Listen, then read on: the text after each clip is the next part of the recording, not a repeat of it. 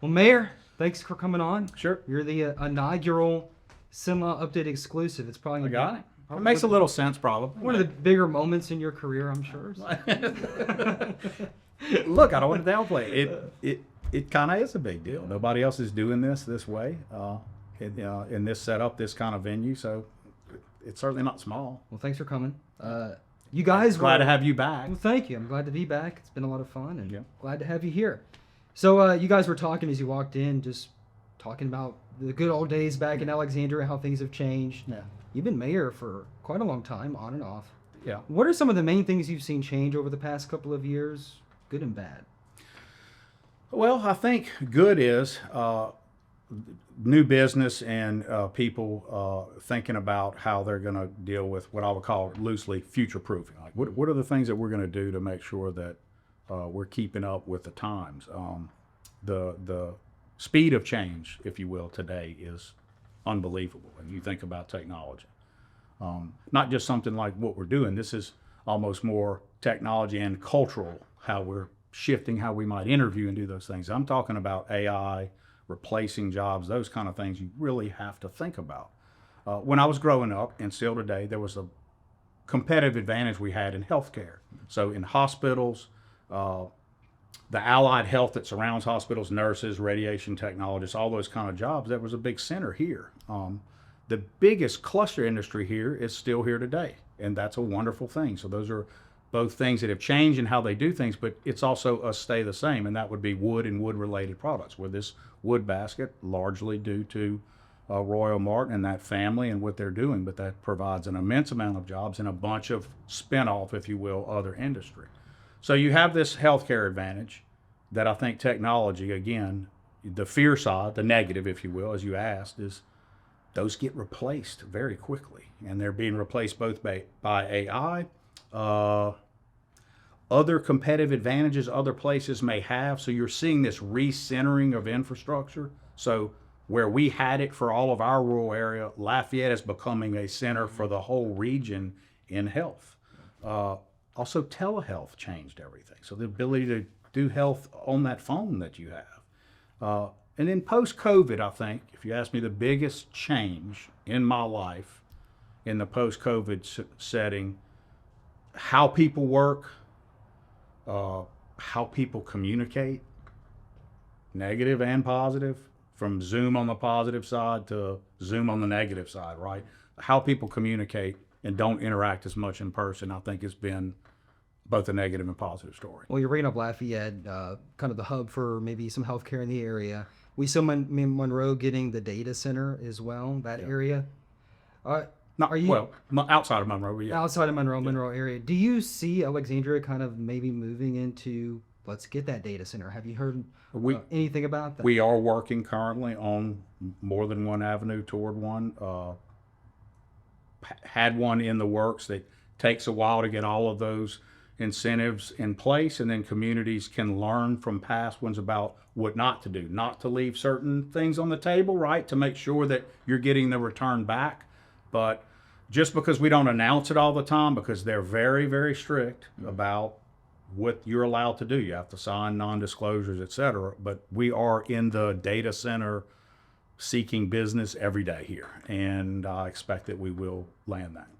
So we had one in the works. It's not happening. Oh, we've had several in the works and are still working. Gotcha. Yeah. Okay. What is your vision of Alexandria? Because this is something that we see all the time, right? And this is going to go into our main topic, Reignite, as well. Lafayette has its thing, of course. Like Charles has the casinos now; they're booming a little bit as well. What do you see Alexandria doing? Like, what's the plan? So I think Alexandria has to move into being a city that's really advanced in connections with each other. You'll hear that in Reignite, using this mall. We need to be a place where all of the area around us that used to come, for example, to a mall for retail, that's not going to happen again. That's all changed. How you buy, what people do in retail will never be going back. So a thing like the mall, which used to be a centerpiece for why you would come here. So healthcare, mall, those kind of things, because of the change in technology and that people can shop from home and prefer to in most cases, means that a thing like the mall that was a retail center has to be something else, but it can still be a reason people would come. And that reason would be an experience-driven center for recreation and those kinds of activities, sports, everything. Imagine the mall is no longer a series of retail stores, but a place you go for pickleball inside, batting cages inside, golf inside, all of those kind of things. You just have to reimagine that whole place. I do continue to see that where I would push us to be as mayor, to the extent you can as mayor, is healthcare driven again. I think that competitive advantage is still on the table, and we can't let that go. We have to triple down, not double down, on healthcare, and you're seeing that. Example, we just invested $3 million in the Allied Health Center that'll be downtown with LSUA. That's a $40 million project. People say, what's going on? You show me $40 million projects. Oh, that's a $40 million project in Alexandria that people need to be talking more about, I think. Whenever, you've seen the online chatter, you've talked about it a little bit too, some of the negativity that we see. You brought it up in the Rotary meeting a couple of weeks ago. Do you think sometimes too, we kind of just keep moving the goalpost too? Every time something happens, like, well, we want this, we want that. Yes, I'm sure you hear that nonstop.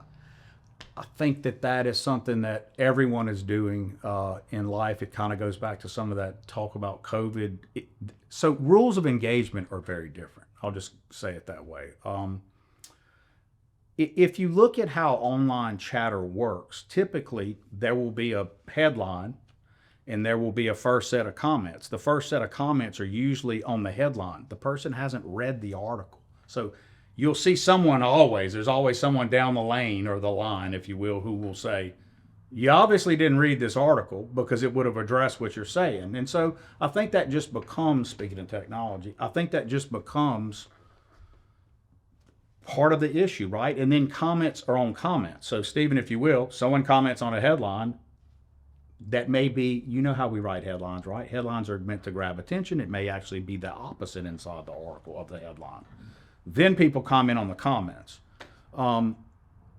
I'll give you an example on the Reignite on yours, which I do follow. Somebody was commenting and said, I don't understand why they'd be invested in a mall. Those kind of retail centers are dead. It needs to be a big recreation center.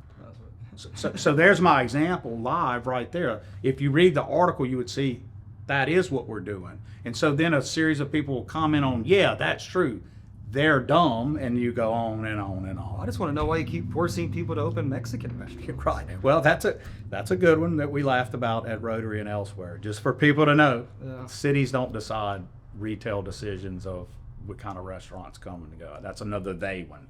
Why are they doing that? Because someone knows there's a market for it. So we see a lot of the news reports, other outlets saying, hey, this is closing, other store, restaurant. But you don't think it's that bad? I think it's wrong to even say that bad. I know that from the chamber's data, my own data, I use a 5-point system.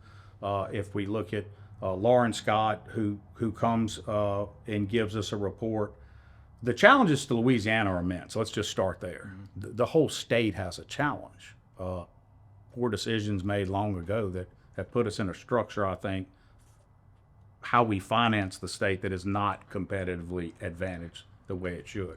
But let's look at the other side of it. But does our state have the natural, cultural, and other physical resources to compete with anybody? Name, other than a few states, natural resource-wise, you don't get a lot better. And that's why you see so much angst out there about protecting those things. I don't think it's bad at all. If I look at permits, how many new businesses are being opened, how many ribbon cuttings Deborah and her crew go to for that. If I look at requests for annexation and development, and I look at sales tax, the main one, then all of the objective indicators, indicia, if you will, of whether you're growing or not, are on the positive side.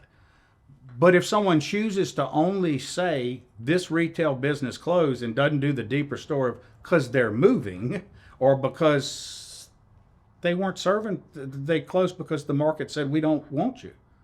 But retail dollars, especially in food and beverage, they just move around. That doesn't mean those go away. No. Otherwise, you'd see a change in sales tax. Okay, so I want to touch this a little bit too. What is one thing you think that people just don't appreciate enough about Alexandria and Cenla? The natural resources all around are a huge opportunity, from Kincaid Lake to other things. But I think what people don't appreciate is a lot of the people who have, we'll call it ownership, and I don't mean title ownership. I mean the ownership of something as we do as a community. A lot of people, I think, don't always understand people want it a certain way. So people say, why don't they do more? The they is not the city. The they are private people who own the land. If they choose not to develop it because they'd rather it be quiet or whatever, that's a choice. What cities can do is say, how can we partner to take some areas and maybe develop them into things that would be more commercial and inviting? Those are discussions you have to have. We have some challenges, Steve, and I think people constantly compare our riverfront to Natchitoches. Natchitoches is not on a river. I hate to tell everybody that, but that is a lake, and it can be controlled. You're looking at me weird right now. It's Cane River Lake. And No, I believe you. I was just, I'm listening. This is a river we're on that is not under our control. It's controlled by the Corps and other. Well, I was just thinking of Shreveport Bossier because everyone used to compare it to that. I'm like, well, it's dead too. I was going to say, I'm not going to denigrate other places. I'm going to say a lot of money was spent on public infrastructure there, and you can go look and see how that turned out. We have spent a lot on that riverfront. We're completing that amphitheater project. It's in a third or so phase, and it's going to be beautiful and great. But our river challenge is there's a levee that separates the downtown and the river, and that river is a navigable, functioning river that the Corps of Engineers and others control. You can't just build anything on what's called the batteur of the other side because you're not allowed to put constructions into that area that could hurt the levee. Cane River is different. Their control system, they can move that very easily.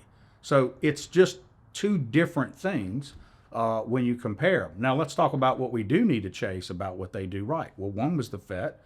We created that, and it's been huge for us. Your folks at Cenla Broadcasting, as a matter of fact, were a big part of the FET series, both the Winter FET and the River FET. But we do need to figure out how to get more people to use the investment in public infrastructure down there to take risks in the private sector. So circling back to your original question, here's the thing. The challenge in our city is getting citizens in retail to take those risks. What I hear a lot is they need to do this, and that pronoun used by people is the city. The city doesn't invest in a restaurant. The city doesn't do retail things. The city provides the infrastructure to be attractive to get it. But people, when they say, we need this restaurant, open it. Come talk to us about, open that restaurant. Take that risk. That's what you have to have. Entrepreneurs, risk takers, people who seek to plug their capital into the community. That's what we need. And you can disagree with me, and this is kind of my 2 cents, living here a long time, coming back. You know, you talked about Natchitoches with Christmas. We talked about Lafayette, other places. It's almost like somewhat of an identity crisis. I don't want to make it dramatic, but that thing that we hang on to here, or that thing that we promote, or what we're all about. Yeah. Do you feel that way? Or? I don't. I think that's been a largely, I hate to say it, media created thing for years. The first time I ran for office, Cynthia Jordan, who was in the media, said, who are we? What's our identity? We are a resilient people that, if you look at our history, from Pennsylvanians and others who came here to what happened in the Civil War, it's a tough tough place. People here, they are resilient. They've overcome a lot of obstacles to get here, but they also make very clear choices about keeping some things quaint when you're seeing a younger generation, you and others, that want to see some change in that. I guess where I am is you can't stay the same, because the speed at which everyone else moves, if you try, you'll be out of that game totally. And so the constant battle is telling people who love the natural resources around us and the quietness of it all, right? We don't talk about the good things, like, you know what our rating is for a place to retire? Do you know what our rating is for an outdoors area?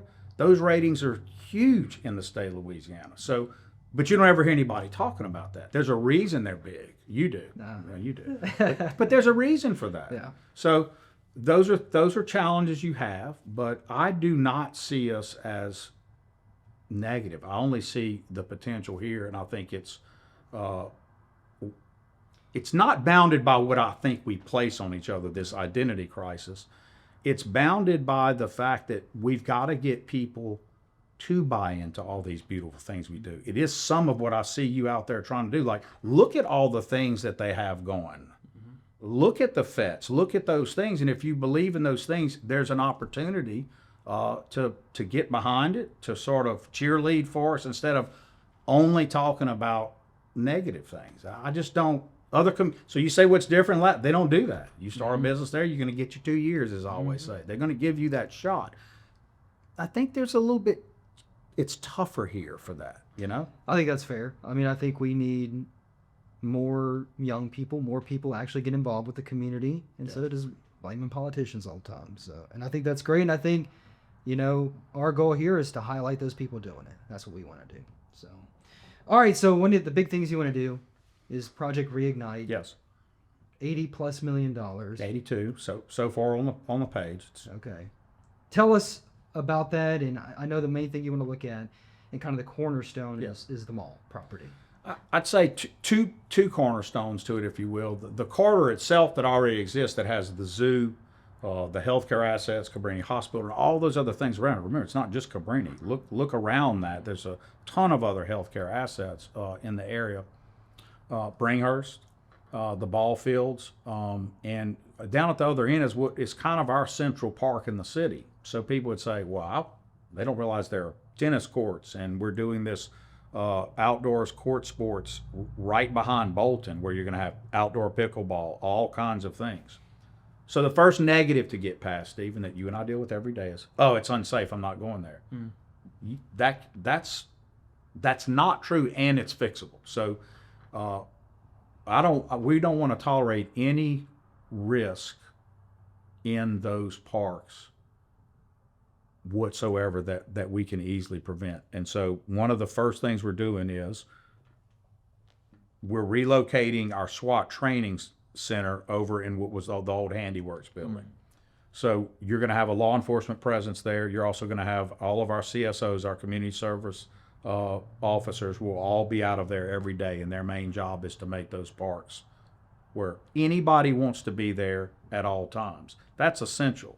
One of my zero tolerances is I cannot continue to allow public assets that we all as taxpayers should be enjoying to be overrun by things where you have a lot of homelessness or unhoused people. Those aren't all the same. I need to be clear about that. Some people are trafficked. Some people have drug and other problems that we need to help. Corporal acts of mercy are critical. We need to do those things. But bad policy that just says there are no rules. You can go in a park and leave a needle. You can go in a park and bother someone who's got their young children trying to play tennis. Those are different things on a scale. And some people will be critical and say, you don't get it. Those people just need our help. We can't help them if we don't have a community that is driven by sales tax, that has people willing to come and invest. If we can't help unless we grow the city in those areas that fund the things that give help. So you're going to hear me come back to this over and over when I talk about Reignite, but that circle has to exist. And what you don't do is make bad policy where there's no rules. That's kind of what I started out with. We have become sort of factless, meaning people can say anything, keyboard warriors you may call them. And we also have no common understanding of rules. That's not unique to Alexandria. It's everywhere. How we talk to each other, what somebody's willing to say to someone in line at the grocery store. These are things in your own life, Stephen. You're not an old man by any means, but even in your younger life, you did not learn that, and it didn't happen, but it happens today. Those things have to change. And the idea that it's too late, that's what I get. Mayor, you can't change it. Yes, you can. Every leader in every city has to be the prescription for that change. And if every city and community would do those prescriptive things, Not only proscriptive, that's the don'ts. You shall not. Those are tough. We have laws for that. Criminal laws and other things. Prescriptive is, this is how we're going to do this together. Who's working on homelessness policy in a way that's global and uniform where we're all working together? Sir, don't stand on that corner. That's a bad and unsafe place to be where traffic is converging. Don't stand on an interchange for an interstate. May be convenient for you, but it's dangerous. We have to have rules for that. But people have to come together, and no one can say, well, if you're having rules, you're against corporal acts of mercy. That isn't fair, that dog whistling that we do. It has to be, no, they are for that. The city is behind Manor House. We always have been. We personally believe in it. That's on one side of the continuum. The other is, but have good policy about everything that we do. Don't have people in the parks that are making it where you can't go, right? So more officers in that area is what you're thinking? Oh, yeah, absolutely. The community service officers? And so part of Reignite will be to establish officers in addition to them. But yes, more community service officers, because most of the problems there are not criminal. They may have criminality involved, but they're not where you would always make an arrest. But if they are, the community service officer is trained and they get an officer there. But I don't need the police being security guards for behavior that is nearing criminal behavior, but is bad behavior and is behavior that needs to be curbed and changed. That's what community service officers do. They allow you to force multiply what is a challenge in every community, and that's getting full-blown police in every place you need them. The community service officer lets you get a layer of community policing without having to use full police in every one of these things. After all, that's what they're taxed about. They're having to be teachers, social workers, mental health providers. That's not, we need the police focusing on certain things. That's part of it, but it can't be what they do every day, all day. Can the money be used for that to hire those officers? Yes, that's something we had talked about before. So we're going to get into that. Capital money, that's one of the big things I get is, Mayor, why are you spending any of that money? You got an $82 million program, just get all police officers. Steven, I need you to understand this, and all of your viewers. The city can't spend capital dollars that are designated for capital projects on salaries. I'm going to say it again. The city can't spend the Reignite money on salaries because the taxes dedicated for Reignite were voted on by the people as capital infrastructure taxes. The reason cities split it up is for that very reason, so that you would not run into that same circle I said earlier. What if we never spent any money on infrastructure and only on salaries?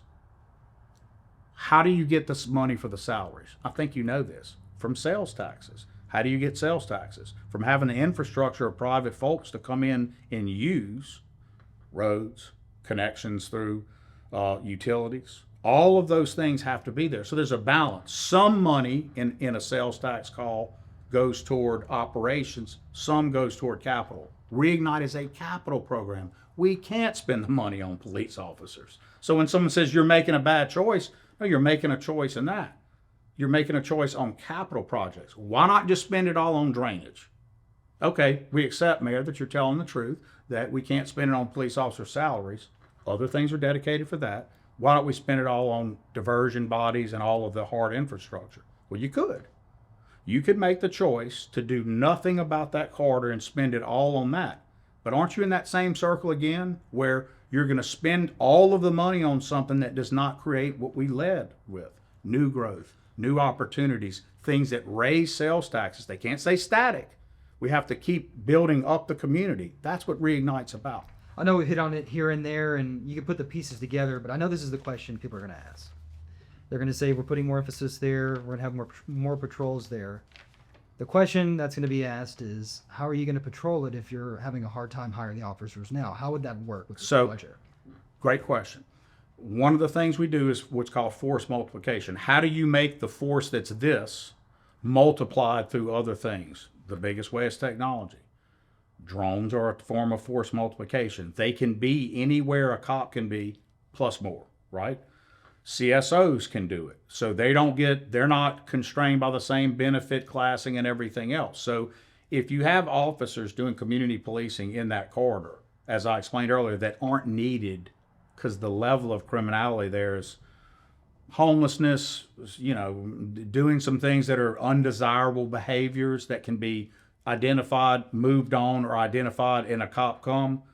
Why would you use a badged, gunned officer for that? You don't need to. So the force multiplication comes from a CSO trained by them, goes through a partial academy. Sometimes they're former law enforcement.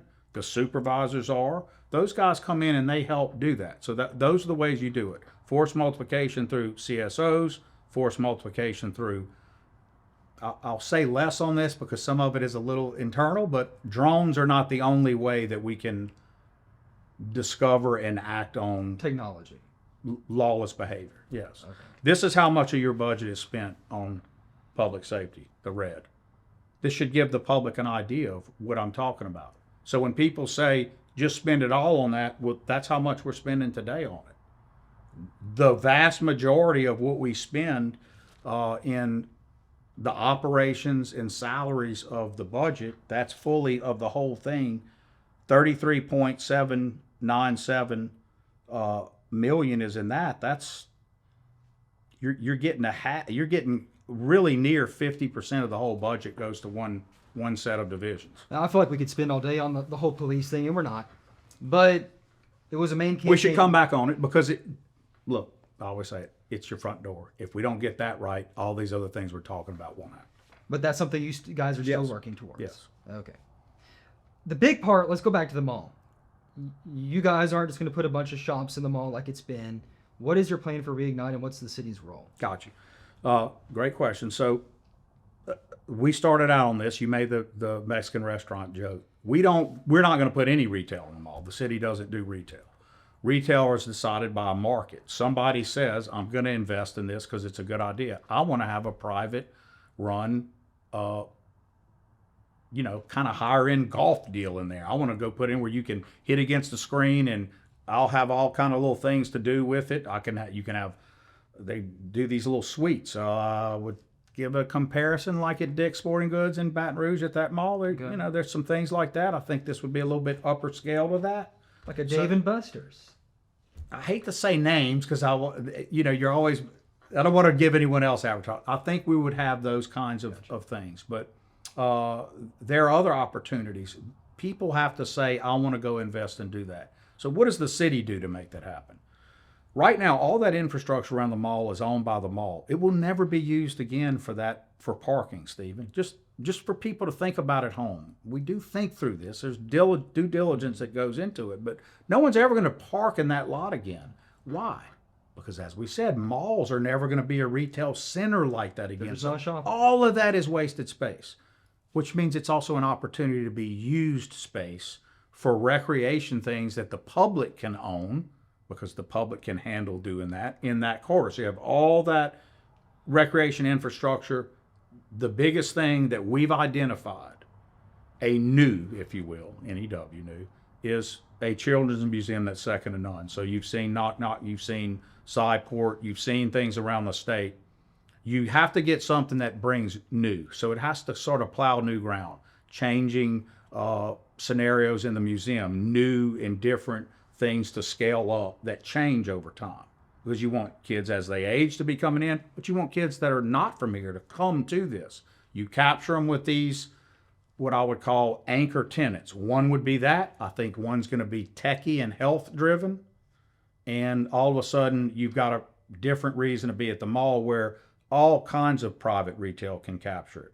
And Tech I think and health, like spaces for the hospitals, or what do you? Absolutely, we have that interest space for the hospitals, but you could imagine different levels of spas. You could imagine higher end things. You can imagine things that are more approachable by everybody. But imagine it being a rec center that's all experiential, meaning it's all about experience when you go. Food and beverage, entertainment, all of that. So then retail becomes something very different. And the fancy word today is omni-channel. It's just a fancy word for saying multi-channeled. You would have an app. You can decide before you go to the mall everything you're going to do. You can get real-time inventory of every product in the mall that day. So retail now becomes less in the footprint because let's be honest, it's less in a bricks and mortar footprint everywhere. Everywhere there is, it's less. So it becomes about the experience there. I don't want to only focus on the mall, but it is the big anchor. That's a big deal. People say, well, why the mall? Well, because it's one giant structure. Why would you think, what if we didn't make an intervention? Public's not the one giving the money. The public's going to do permanent publicly owned infrastructure in support of it. This happens all over. Like black box it, is that like a good term? Well, like the Weiss and Gold ring, or so black boxing is a little different. A black box means you take a structure and you redo it and you stub it out, and it's what would be called development ready. The mall's already development ready. No, they have to focus on the rebuild inside. We're talking about focusing on parts outside. I will say, it's a closed mall. In my vision, the city could have a role too, and it would be nice to tear through part of it and open it up so that you have it open to the public. Imagine more interface that's open to the public instead of a closed body where you have to go through just a few doors. I think that's a recipe for disaster. I think the data shows that, and I think you've got a willing ownership group that they're open to all of this. And you've seen our due diligence sheets. They're public, and if not, anybody can see them, what we're working on. But those are real things that change that whole mall. And look at what's happening now. There's new hotels opening all around. What do you think people are going to do when they see that commitment is being made? It's going to make the corridor better. so a children's museum, kind of like a side port, is what you're envisioning in your head. A knocker side port, but I don't want to be second, or I don't want to be third. No, I want to have the best there is. Better than so. Are you thinking of like a new building there, or is it going to be in the I mall? think that's a great question, and it's one we don't have to answer today. But it's a perfectly valid one. Could it be one of the existing anchors that exists at the mall, or with all of that unused space, do you just build something fresh that connects to it? And you said We'll see. activities outside. Do you see like pickleball courts outside in that do. parking lot? I do. And I think we're not going to run out of some things. So here's what I would say, Steven, just to let people know how we think through retail competition. If someone in the mall said, I want to have indoor bowling in the mall, the city would probably say, look, we can't be part of incentivizing a competitor because there is a bowling alley right next to the mall. We're not going to get into that business. I think that's wrong. I personally do. I think cities should not get into picking winners and losers. That's a market decision. But if someone wants to add more pickleball just because we're doing the courts down the street, you can add more pickleball. So some things you can double and triple up and there'll still be capacity.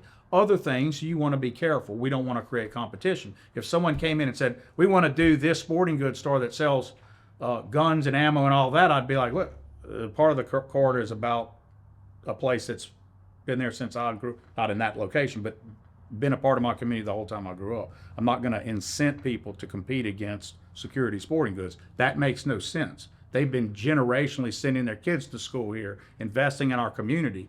You don't want an outside company to come in, some big, and compete against that. At least you don't want to incentivize it with public money. If the market bears it, that may be different, but I don't want to be a part of hurting local people who want to do business here. That goes against the whole point of what we started the conversation about. First thing that came to mind, though, Children's Treehouse Museum. What happens to them? So they would be, they're in this. Okay. I'm just going to leave that alone for now. All right. You've been talking with them. So I would just say, funnily enough, I haven't been talking to their board, but they're in our building now. So you just need to know that. That building's been hit by a vehicle more than once. I don't like where it is from a safety standpoint. I also know that this is sometimes the Lord works in mysterious ways. The new zoo director, his wife is now heading up that as executive director. That's Really? her bread and butter. That's what she's done her whole life. So go figure. This corridor that would have the Children's Museum working directly with the zoo has a husband and wife pair that, through fortune, we have them both here. So I would just say they're part of it. If you go ask them and they say, well, we hadn't talked to them yet, I've talked to some, but not all. But obviously that's what we would want to see there. You're confident, and obviously you would have to be at some point, or you already are, that people are going to come to the mall and put some of these experiential businesses in there? I'm confident that when we started our diligence, we did a lot of canvassing with people about what they would do, and the big anchor things I've talked about, there's private interest in. I don't think it's up to the city. It would go against everything I'm trying to say. Cities aren't equipped to say what every business should be in mall. That's the mall ownership. They've got to figure out that mix. But what we are equipped to do is say, you need to change your model, and you know it too, and they do. And if you're going to change it, you tell us. We'll get the right firm, CSRS, one of the best in the country, and we'll focus on what it takes to envelope around you. But Stephen, remember, it's not just the mall. The whole North Mall, there's a whole corridor of business all behind the mall and stretching out down Texas, down Masonic, down Texas towards Spirits, a local business where multi-generational families have run and created a brand. That's the kind of stuff you want to support. Also want to put a trolley schedule for all of that to connect it so that you're giving people the opportunity to really spend a day. Your question was, do I think people are going to come? Absolutely. I think people are dying for an opportunity here, like a side port or not level museum, children's museum. I mean, of course they're going to go. Complaints we hear all the time. Yeah, of course they're going to go. And even people who are going to comment and say, I won't go there, they will go if it's there. I was, when we did a lot of bike trails, next to roads, and people said, why are y'all wasting that? Nobody's going to use it. Well, of course people use it. But it's about giving people those opportunities, You can't say, I love going to this community. Why do you like it? Oh, they have a children's museum. They have this, they have that, and go, well, then why not us? When we built the Winterfest, people here were part of that. People are like, why would you do that? That might compete against Natchitoches. Yes, it might, and that's not a bad thing. Yeah, another big part of that too is, I guess, you could already say it's a win for you on this. You're keeping Security Sporting Goods there. They said they're staying because of it. Yes. There have been other, in our Spark projects, which was the previous version of sort of a Reignite, we had a similar phenomenon occur. I thought that was a big one. To hear that organically happen and for me to get contacted by them, like, we're staying because of this, I thought it was a beautiful moment. And I think it's a testament to that the theory is more than a theory. It's the truth. If you have the proper infrastructure and commitment and people see it, then they're willing to take a risk. What I need to figure out as a mayor is, how do I get more risk takers and businesses here?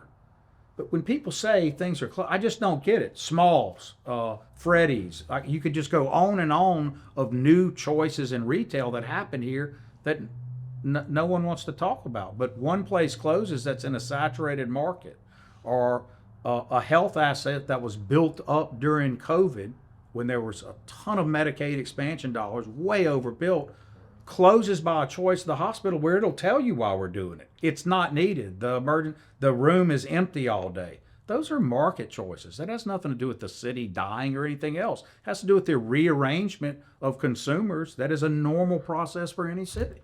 One of the parts I'm most interested in personally, have a lot of history there is Bringhurst. Yeah. We've had some You're back going to be a and happy forth. man. We've had some back and forth. You beat me up a couple times. I didn't mean to. So. It's okay. No one ever believed that the real vision was to do it basically lock, stock, and barrel back. And so before anything occurred, we had a firm go out with drones, and we have everything down to the... Well, I get the whole baseball thing's not going to work out. Like, just baseball by itself. Baseball by itself, I tried for 5 years to market that with the RFPs. Look, I don't want to say that anymore. I used to say it won't. And I had a lot of friends that are friends of yours that would beat me up for saying that. So wait, you're saying the Aces could come back?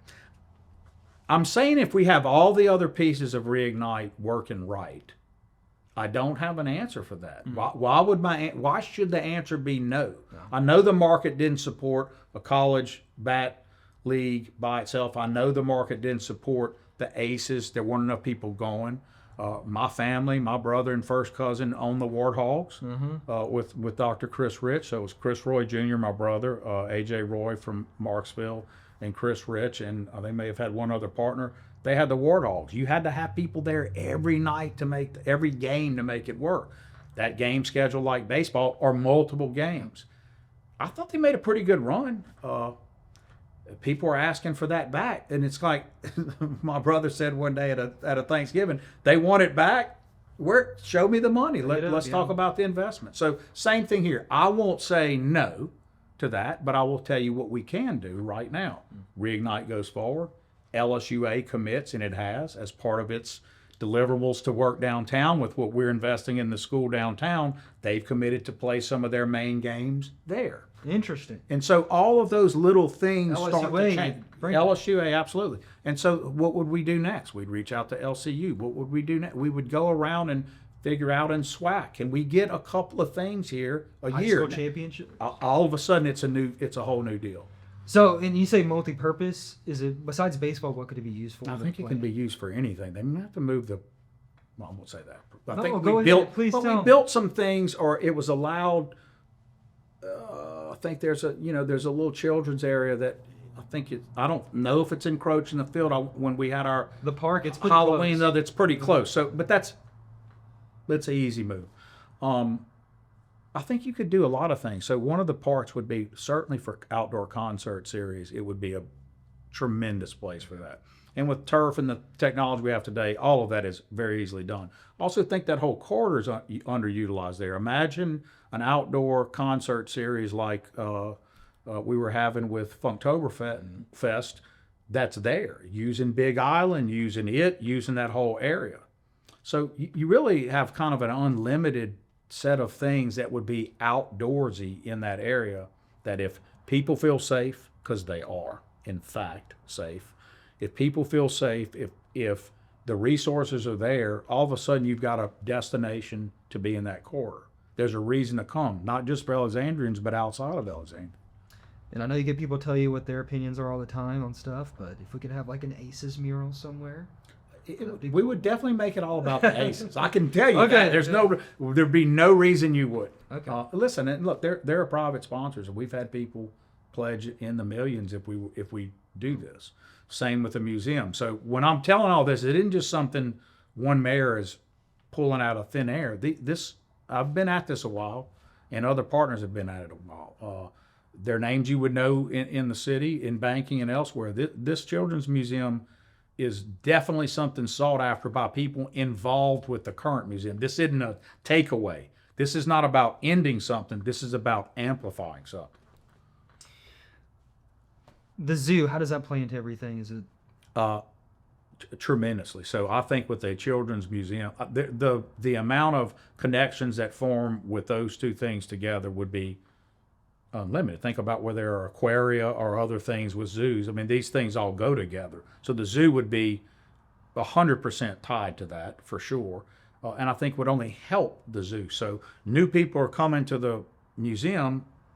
There's a trolley ride away to go to the zoo. They're gonna do that. That's gonna become symbiotic, if you will, and it's gonna help the zoo. The zoo needs new blood too. What is your optimistic timeline for this coming to fruition? Well, let's see. We've got 3 of the Masonic projects are going right now. So the Masonic Court Sports is happening now. The Handiworks building is being redone now. You want to start with that public safety component first. The mall project with CSRS is in the next 30 to 40 days. We'll complete stuff for people to see. So right now they hear you and me talking, but when the drone shows the before and you start to see what it can look like after, then it becomes visual and people can start to see the vision. That's going to happen, I hope, before Christmas, a version of it, at least. And then our market studies are starting now. So the city, we will sponsor a lot of hard views into what capacities are there, what would work. Again, Stephen, this is all driven by private folks. So this isn't going to be the city telling people what businesses. This is the city offering the resources that you might not would otherwise take first and go do it. So the city's taken some risk off of you as the entrepreneur to go have the studies done and go look at it and go, okay, I'm willing to take the risk. I didn't have to pay for all this pre-study. Thank you very much. I'm willing to put in money, and that person's going to be incentivized to do that. What are some other parts that we may have missed that you want to focus on? I just don't want people to think Reignite is only about the mall. The mall is a piece of Reignite called the Reimagine the Masonic Drive corridor, and it goes all the way around. But Reignite, that won't take up the whole amount. The city is talking about 45 to 50 or 52 million or so in hard resource infrastructure. This isn't money that goes to the mall. You can't get a check from the city to open a business. That's not what it does. They have to put in a lot. So the private side is right now 30 million would be included in that 82, or other grants or other opportunities. And I kind of wanted to stress that. If you say why there, it's because in that corridor, for example, there's a diversion body that runs on the back of that. Everyone knows that. Henson and all of that go into it, horseshoe drainage, all of these different things happen in these bodies that go out and take water out of the city, right? Well, it just so happens if you're doing construction around those, there are a ton of federal grants that can be used off of those as long as some level of enhancement occurs there. So there's your drainage part right there. The healthcare industry, can you imagine all the help we can get there if you're doing health-related facilities there? Look, the easy vision is this: the mall won't look anything like it does. And it won't function any way that it does today. It's a whole new modern approach. But to have the asset or not have it is a great place to be if you're Alexandria. So you say, retail moved away from malls. Every little town across every parish has a little boutique center, and most people are doing it on their phone anyway. That change occurred. But there's also a mall that those cities don't have. A pretty big one relative to the size of this city. You can either let that die, which would be a really boneheaded move, or you can think about how to repurpose and reconfigure. The fact is you have the asset. Why would we not capitalize on the asset? Before we go, I want to ask you a couple of important questions. Were you as shocked that Olive Garden was coming as I was? It's been, I would say that's the longest in the I'm works still talk floored. ever. Yeah. Look, no one's going to see this, but the whole room is all smiling because it's sort of an inside joke with media and with the city that Well, I figured our problems would go away after that. it's not a metric by which, okay, so I'll just leave it at that. There's nothing more to say. But already people, the keyboard warriors, saying, oh, it won't make it, or this or that. It's a retail, it'll make it if people choose to eat there. If they don't choose to eat there or eat somewhere else, then that's how retail food and beverage works. And by the way, that's how it's supposed to work. The city isn't going to pay you to eat at Olive Garden, and it shouldn't. I'm going to need you to be brave here. Yes. This is going to be tough. Okay. If you were to go out for the night, you only have one restaurant you can pick. Where are you going? So Which you're saying Mexican restaurant? You're saying be brave because it's for mayors. It's the baby selecting kissing contest. Everyone thinks the mayor wants to go to. You don't. One mama's happy and a lot are not happy. It's not the best math for mayors to do these choices. So if I'm going out, it depends. Am I going out because I want A nice dinner with the wife. So Diamond Grill, Bellino's, both make me happy to eat there anytime I go, and I go frequently to both. Diamond Grill and Bellino's I go frequently to. There are other places that I think people choose to go to that would be equally at that sort of level. I happen to have a lot of ties with Diamond Grill for over the years, Scott being one of them, the manager. It's next door, so we tended to do a lot of business meetings there. Bellino's, I know the family, and we just go way back. I enjoy other Italian places in town as well, but I have an affinity for them because I know them. White tablecloth sort of food, but still pretty up there. I enjoy spirits a lot. Lee Gwynn, I think, is the type of entrepreneur in the city that you want to see. It's awesome. Who keeps growing a brand. I think it's an incredible place. Mexican, there's a lot. I love Mi Tierra. Everybody talks about the different. I go there frequently, and I have been known recently I've enjoyed Mi Tio's a little bit too. I think it's a neat 2-for-1 margaritas at Mi Tio's. I don't know about that as much as they're good. Trust me. So I would say on the right route, the trolley route of joining places, that makes a lot of sense to me. They do have a beautiful bar inside. I think it's probably still in the discovery phase of people saying, "Well, this is a really nice place," but I would think they could turn that into, especially with the outdoor area, that could be a whole lot. I had someone who wanted me to ask you this question. Go ahead. What do you binge watch? Do you watch TV? I do. Besides Cenla Updates. So, so right now, my latest binge watch is, that would be probably made fun of for it, but it's King and Conqueror. It's the story of William the Conqueror. Well, that's not bad. No. I thought you were going to say like, was it Bridgerton or something? I've never seen Bridgerton. This is going to be crazy, and I'll probably get in trouble. I've never watched the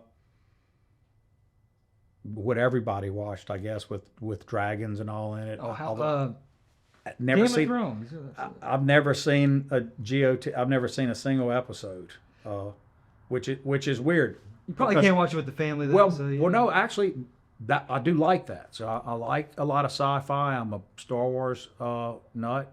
Okay, which all. one's the best? This is actually this is important for me. How I'm gonna think of you now. So I'm so into this. This is going to be tough because I don't think there's a single best. But if I go movie for movie, probably Empire is the greatest. Yeah, that's the best one. Tech, then you get all the new technology as the movies grew. I would say there's a scene in a single movie. One scene in one movie, and I keep it. It's 12 minutes from the end, and I know which one. I keep it on our Netflix, whatever it's on. Maybe it's Prime, I can't remember, but my son and I keep it on just in case we want to go in it. We have a big screen room where we want to go in and watch it. It's 13 minutes out, 12 minutes out. I keep it on there. And I'm gonna see if you can get it. It is the scene when Darth Vader's probably nearing the peak of his power, and it is between the two movies. So we started out the first Star Wars with Princess Leia getting.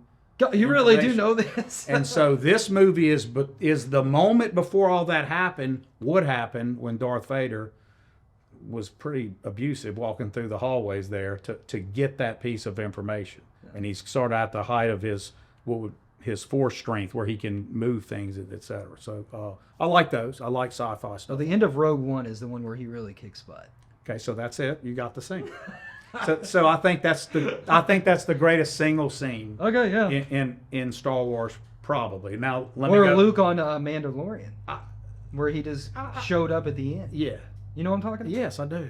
I saw the Mandalorians. There were a few in those series that weren't as up to the level sometimes to me, but anyway, best though movies, not binge watch, but we've seen them a bunch of times. The two new Dunes, I think some of the finest cinema. I tried to get Chad to watch it. Yeah, he wouldn't do it. I don't know what he's into. He said he was bored. If you're bored watching Dune, I don't know what to tell you. I still watch the first one with Colin McLaughlin and all those guys, and still think it's a cult followed classic movie you got to see. But the two new Dunes, if you don't like that, I can't help you with that. The Dune on HBO, the series. Yeah, it's fantastic. I haven't. I did. I watched all those. Yep. All right. Anything else you want to say? No. Thank you for the opportunity, and I guess I would end with this.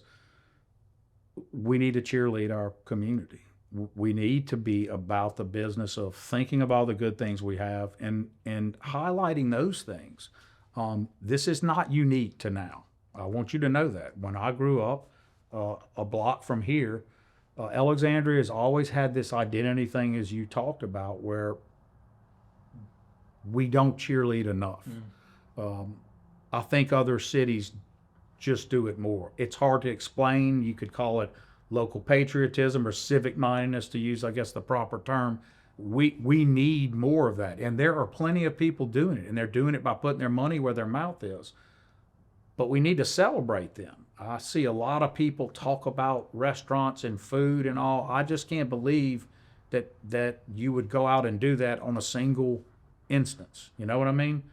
I just think that people should give other people a chance. They're, after all, risking all their treasure, talent, and time to make something happen. And when you do that, you got to give people a shot at making that work. And we as a community need to come together, and we need to be better about that. Mm-hmm. All right. Couldn't agree more. Thank you so much, Mayor. Thank you. Appreciate it. For sure. Yep.